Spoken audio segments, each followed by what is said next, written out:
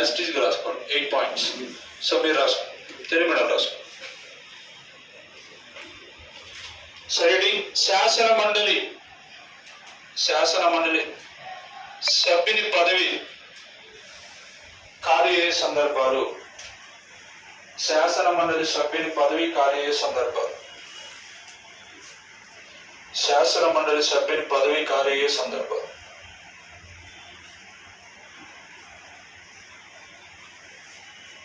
ఒకటి, మరణించిన.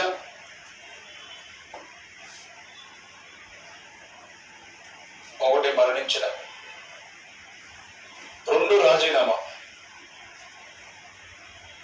సో రాజీనామా చేస్తే ఎవరికి కావాలా? చైర్మన్ లేదా డిప్యూటీ చైర్మన్. చైర్మన్ లేదా డిప్యూటీ చైర్మన్. నెక్స్ట్,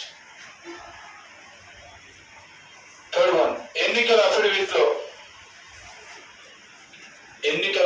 లో తప్పుడు సమాచారాన్ని పొందుపరిచినప్పుడు. ఎన్నికల అఫిడవిట్ లో తప్పుడు సమాచారాన్ని పొందుపరిచినప్పుడు సభ్యత్వం రద్దవుతుంది. సభ్యత్వం రద్దవుతుంది.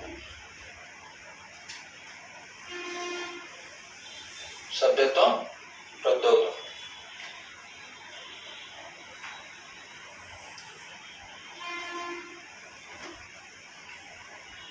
నెక్స్ట్, సభ అనుమతి లేకుండా